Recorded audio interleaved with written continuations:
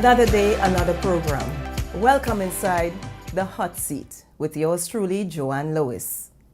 Today, I am going to be talking to candidate number 17 on the National Alliance slate, none other than Jennifer Richardson. Jennifer, welcome to the program. Good afternoon, Joanne Lewis. Thank you for inviting me to your program. Jennifer, tell us, who is Jennifer Richardson? We all want to know. Good. Jennifer Richardson is a mother of two beautiful daughters.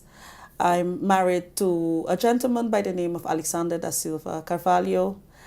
I've lived many years in St. Martin, wasn't born here. Okay. But since I was 7 years old, I moved to this beautiful island of St. Martin. And ever since, St. Martin has been my home. At the age of 21, I went to study in Holland. Mm-hmm. I was working first at the LEB, that's the Landsontvanger, that's the Federal Receiver's Office. And from there, I decided I want to further my studies and I moved to Holland. And there I first did a study by the name of Sociale Dienstverlening. That was on MBO niveau. And after that, I continued my studies at the University in Holland. And there I did the study Sociaal-Juridisch Dienstverlening, where I obtained a Bachelor in Law.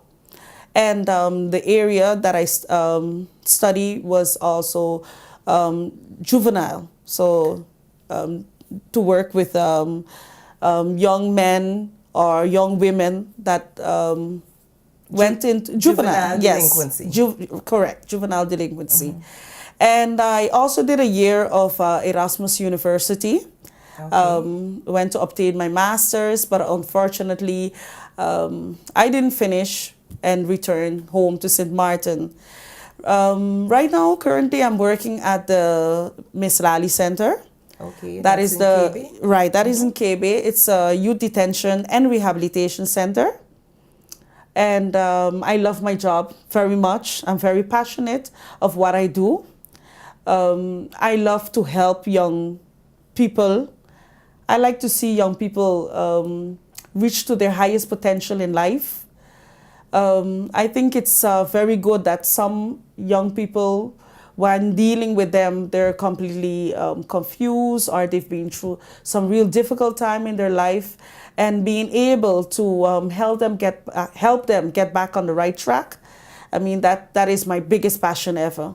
You have a very full, detailed, I would say, resume. You have two children. Yes. And they're pretty young, 7 and 16. 7, and the oldest one is becoming 16. Becoming 16. Yes. I would say you have your hands full, right? Yes, definitely. Why would Jennifer Richardson want to get into politics, especially as a female candidate, to run in the elections upcoming? Why? I believe that us female, we should be part of the community and make a difference in the community where we live. Also, I think it's a great thing to, wherever it is that you live, that you can invest, especially in the youths Mm-hmm. of the country, to make a difference in the country. The main reason actually that made me step up to this plate was hearing the cry of so much of young people here in St. Martin, and single parent, passing through hard times here in St. Martin. And you even hear them say when you speak to them, because I work with people in, let's say, that doesn't have much here in St. Martin. Right. And you hear the cry each and every day over and over again. And I feel that I can be a voice for these people, to try to make a difference for them, to invest in them and bring changes about here in St. Martin. And, help the single mothers, help the youths, help the children of St. Martin. There's so much that needs to be done for Island St. Martin, for country St. Martin. And, we as young women, we have to step up to the plate and try to make a difference in the society. I think you're very special to be one out of, I would say, about 11,000 women, because I think we have about 11,000 female voters in St. Martin. And I'm just talking about the people who can vote, who can take part in the electoral process. I think that's amazing. Why you would choose out of, I think it's about 8 parties we have contesting this election? Why the National Alliance? National Alliance, because I was pretty much moved. I was following National Alliance for many years now, whether I started off in another party. But when I see the amount of things that the National Alliance has really accomplished in such a short period of time, being in government, how dedicated the leader is of the party to bring change, how I see the love within the team, National Alliance. I see everybody working hard, everybody wanting to make a change here in St. Martin. I mean, I couldn't make any better decision, you know, but after being offered by the leader of the party, Mr. William Marlin, to take the stand and say, yes, I want to be part of this great party, that team, yes. This great team. I really admire our leader because of the strong person that he is, and his dedication, you know, for the country St. Martin. So when you have somebody like that being the leader of the party, yes. You want to align yourself with a party like that. Exactly. We're talking about burning issues here now. You just mentioned that, you know, the reason why you stepped up to the plate. Right, exactly. Okay, we all know a lot of children go to school hungry, you know, single families, you know, parents, I should say, you know, a lot of issues. I mean, besides that, what other issues you think St. Martin people are being faced with today? There's so much issues, especially in the social field. So much issues that need to be dealt with here in St. Martin. I mean, I mentioned youth delinquency here on the island, single mothers not being able to make ends meet, you know, living paycheck to paycheck every month. You know, you have parents that send their kids to prostitutes so they can make ends meet. Yes. You have, for example, the senior citizens, you know, not being able to get the pensioners, not being able to get help. The money doesn't really reach for them every month, and people make so much promises to them during election time. But it's sad to see, you know, after election that nobody really go and try to help these people. And it's amazing, I'm telling you, Joanne, it's really amazing how much people here on the island are suffering, how much parents are crying. I'm telling you, school is just about to start, and there's many parents that cannot afford to even buy a school bag, you understand, for the children to go school with. Their children are going to start school next week, Monday, and they're going to go school hungry. All right. You understand? And I can go on and on when it comes to social problems here in St. Martin, you know. Social housing, you know, some people live in devastating conditions here on the island of St. Martin. You know, I mean, if you look at St. Martin, for example, I had a friend that came to visit, and she told me, wow, how can it be that such a small island have so much luxury? But that's the face that you see just when you land. That's the face, the cover of the island. You understand? But when you go really in neighborhoods like Dutch Quarter or by the dump, and you see the devastating way some people are living, I mean, it's really sad. And, you know, I think it's time that government take up that responsibility to build social housing for people, you know. For example, implement a law, just like Curacao recently did. I mean, if Curacao can do it, we can also do it. You know, taking away school fee. You understand? So make education free for all the children of St. Martin, you know. Because when you hear some children don't or can go to school because they don't know even if they went over because the parents are not able to pick up the report card. Cards, yeah. I mean, it's sad. You understand? And I really want to say this also, by helping just when it's election time, that is not enough.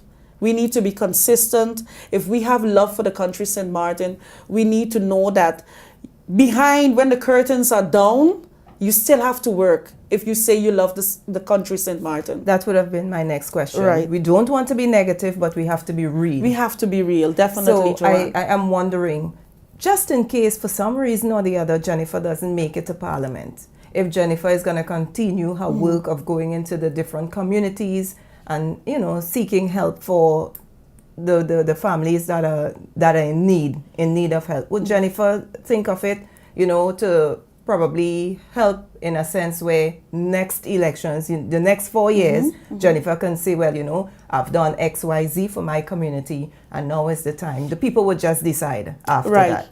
Definitely. Well, Joanne, more than definitely, let me say that, working in the social field, that's my passion. Helping people and caring for people, that's just who I am.